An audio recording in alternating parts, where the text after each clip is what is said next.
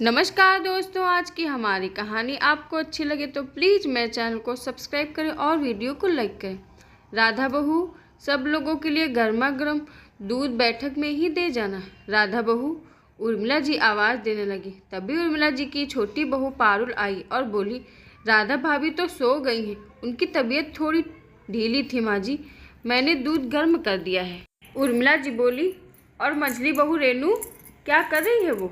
पारुल, वो भी उर्मिला जी गुस्से में, यहाँ घर के आदमी परेशान हैं और यह दोनों महारानियाँ सो रही हैं। जब दाने दाने को मोहताज होंगी तब देखूंगी भूखे पेट कैसे सोएंगे, ताने मारते हुए बोली। छोटी बहू दूध में पिस्ता बादाम और गुड़ डालकर 4 गिलास बैठक में दे दो, न जाने कब यह समस्या खत्म होगी। इतना कहकर उर्मिला जी बैठक के बाहर ही बैठ गई। रात के 11 बज गए थे। पारुल ने 5 गिलास दूध के बनाए। पहला गिलास सास को यह कहकर दिया कि माँ जी आप भी तो कई दिनों से परेशान हैं, और बाकी 4 गिलास अंदर कमरे में रखकर बैठक की चौखट पर ही खड़ी हो गई। थोड़ी देर बाद उर्मिला जी ने पारुल को चौखट पर खड़े देखा तो बोला, पारुल बहू, तुम यहाँ क्या कर रही हो? घर के आदमी लोग गंभीर मामलों पे बात कर रहे हैं, यहाँ पर औरतों का रहना उचित नहीं। तुम्हें कुछ समझ नहीं आएगा, तुम जाओ अपने छोटे बच्चे को संभालो। पारुल, जिसने शादी से पहले लॉ की पढ़ाई की थी, लेकिन अपने परिवार वालों की किसी मजबूरी के कारणवश नौकरी नहीं कर पाई, वह थोड़ी देर खड़ी ही थी और उसने अपनी सास उर्मिला जी को कहा, माँ जी मुझे कुछ बात सुनने दो, मैंने लॉ की पढ़ाई की हुई है, मैं पिताजी की मदद कर सकती हूँ। इस पर उर्मिला जी ने उसको शर्मसार करते हुए जो शब्द कहे वह पारुल के लिए असहनीय थे, लेकिन फिर भी पारुल परिवार के लिए वही खड़ी रही। उर्मिला जी ने कहा, बहू यह पढ़ाई लिखाई अपने मायके में ही जाकर सुनाना। हमने पढ़ी लिखी बहू इसलिए नहीं की कि वह हमारे घर के आदमियों पर रौब जमाए। तुम चुपचाप यहाँ से चली जाओ। पारुल ने अपनी सास उर्मिला जी को समझाते हुए कहा, माँ जी मैं इस घर के आदमियों पर रौब नहीं जमा रही।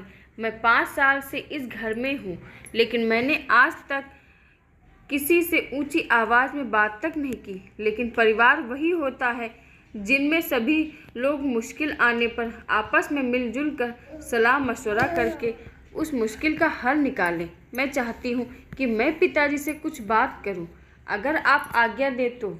उर्मिला जी ने चिल्लाकर कहा, चुप हो जाओ, हमारे घर की बहू आदमियों के मामलों में नहीं बोलती। तुमने देखा नहीं, मैं इस घर की सबसे बड़ी हूँ, लेकिन मैं भी बाहर बैठी हूँ। अरे तुम्हें इतना ज्ञान नहीं, यह कानूनी दाव कैसे होते हैं तुम्हें पता भी है? क्या बात है? इतना कहकर उर्मिला जी की आंखों से आंसू बहने लगे और उसने पारुल से चीखते हुए बोला, हमारी जो खेत की ज़मीन है उस पर जागीरदारों ने कब्जा कर लिया है।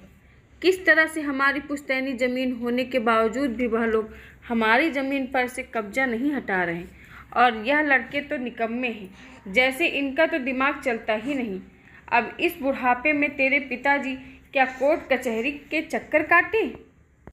इतना सुनकर पारुल ने सिर की चुन्नी को थोड़ा सा आगे घूंघट के रूप में लिया और झुकी नज़रों के साथ बैठक के दरवाजे पर जाकर खड़ी हो गई और बोली, पिताजी मैं आप लोगों से कुछ बात करना चाहती हूँ। आपके पास जितने भी पुराने कागज़ हैं वह आप मुझे दिखा दीजिए। मैंने लॉ की पढ़ाई की है, मुझे कानूनी बातों का आपके जितना तो ज्ञान नहीं है, लेकिन थोड़ा बहुत ज्ञान है।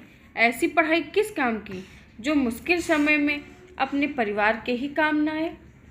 पारुल की बात सुनते ही उसका पति राकेश बहुत गुस्सा हुआ और उसने पारुल को दरवाजे से ही बाहर की तरफ धक्का देकर वहां से जाने के लिए बोला, जिसकी तेज आवाज़ को सुनते ही ससुर महेश प्रसाद बोले, रुक जाओ राकेश, बहू कुछ कहना चाहती है तो उसे कहने दो। इस पर महेश प्रसाद ने बहू को बोला, हाँ बहू बोलो, क्या बात है? पारुल बोली, पिताजी मुझे वह सारे पेपर देखने दे जिसमें उस ज़मीन के अंदर हमारा पुश्तैनी हक है। इतना कहते ही महेश प्रसाद ने एक फाइल बहू के हाथ में देते हुए कहा, बहू इस फाइल को ले लो और जो पेपर चाहिए तुम मुझसे ही आकर बात करो। कल तुम भी हमारे साथ कोर्ट चलना। गंभीर मामलों में मैं औरत आदमी या छोटा बड़ा नहीं देखता, मेरे लिए बस इंसान की समझदारी ही काफ़ी है। पारुल ने अपने ससुर महेश प्रसाद के पैर छुए और वह फाइल लेकर अपने कमरे में चली गई। रात भर उसने उन पन्नों को उलट पुलट कर देखा और कुछ नोट्स बनाने लगी। अगले दिन सुबह 8 बजे वह भी अपने ससुर, दोनों जेठों और अपने पति के साथ गाड़ी में बैठकर कोर्ट की तरफ बढ़ गई। 9 बजे की सुनवाई थी, जिसमें जो बातें पारुल ने कही उन सब के आधार पर विपक्षी दल के वकील को अपने घुटने टेकने पड़े तथा कुछ दिनों की तारीखों के बाद ही पारुल के ससुर महेश प्रसाद को उनकी जमीन वापस मिल गई। उसने इस सब का श्रेय अपनी छोटी बहू पारुल को ही दिया और पारुल से कहा, बहू, अगर तुम आगे भी पढ़ना चाहती हो तो तुम पढ़ सकती हो, क्योंकि पढ़ाई करने में कोई बुराई नहीं है। उर्मिला जी को भी उस दिन अपने व्यवहार के लिए बहुत बुरा लगा और उन्होंने अपनी छोटी बहू पारुल से माफ़ी मांगते हुए बोला, मुझे माफ़ करना बहू, जिस पढ़ाई को लेकर मैं तुम्हें शर्मसार कर रही थी, उसी पढ़ाई की वजह से आज हमारे घर में खुशियाँ वापस आई हैं। पारुल ने अपनी सास उर्मिला जी के पैरों को छूकर कहा कि माँ जी, आप मुझसे माफ़ी मत मांगिए, मैंने तो इस घर का सदस्य होने के नाते अपना कर्तव्य निभाया है। अपने सास ससुर के आशीर्वाद से पारुल ने लॉ में ही आगे की पढ़ाई प्रारंभ करी और थोड़े दिनों बाद उस गांव में ही एक महिला वकील के रूप में कार्य करने लगी। आशा करती हूँ दोस्तों, आज की हमारी कहानी आपको ज़रूर पसंद आई होगी। धन्यवाद।